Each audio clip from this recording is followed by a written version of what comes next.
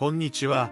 今日はアンデルセン童話裸の王様を優しい日本語でゆっくり話します。昔々ある国に一人の王様がいました。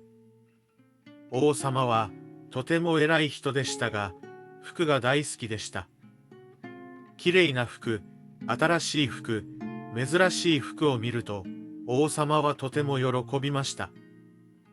王様は国の仕事よりも服のことばかり考えていました。大事な会議や町の問題より服を選ぶ時間の方が長かったのです。家来たちは少し困っていました。ある日、二人の男が町にやってきました。二人は自分たちを職人だと言いました。そしてこう言いました。私たちは世界で一番すごい服を作れます。王様は目を輝かせました。どんな服が作れるのかと王様は聞きました。男たちはニコニコしながら言いました。この服は賢い人にだけ見えます。でも、バカな人や仕事ができない人には見えません。その言葉を聞いて、王様は少しドキッとしました。私は王様だ。賢いに決まっている。それに、この服があれば、誰がダメな人か、すぐわかる。王様は、たくさんのお金を払って、職人に服を作らせました。男たちは、機織り場に入りました。でもそこには、糸も布も何もありませんでした。男たちは何もないところで旗を折るふりをしました。王様はどのくらい布が折れたか気になり、家来を見に行かせました。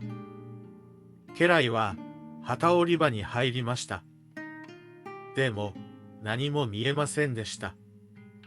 家来は見えないと言うと間抜けだと思われるのが嫌でした。とても美しい服です。と嘘をついて言いました。次に別の家来も見に行きました。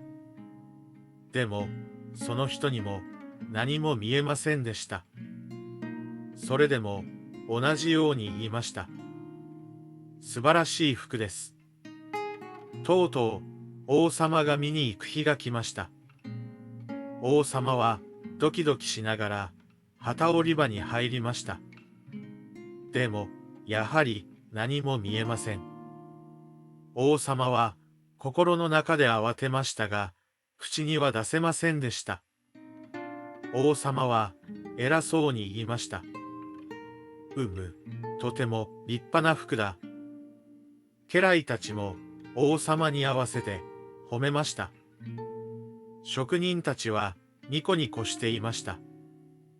やがて職人たちは服が出来上がったと言いました。そして王様に服を着せるふりをしました。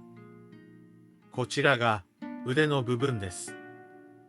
こちらが体の部分です。王様は何も着ていません。でも誰も本当のことを言いませんでした。鏡を見ても何も見えません。それでも王様は言いました。とても軽くていい服だ。その日、町でパレードがありました。王様は出来上がった服を着て町を歩きました。町の人たちは王様を見ました。誰にも服は見えません。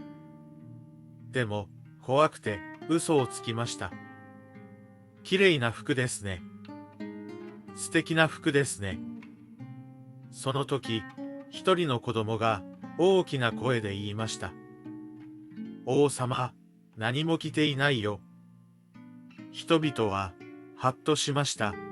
そして少しずつ言い始めました。確かに何も着ていない。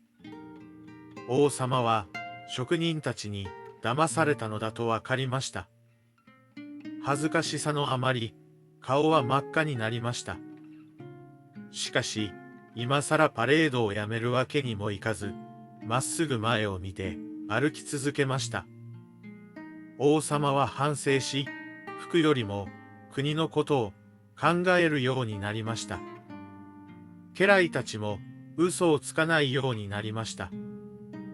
これが裸の王様のお話です。優しい日本語でゆっくり話しました。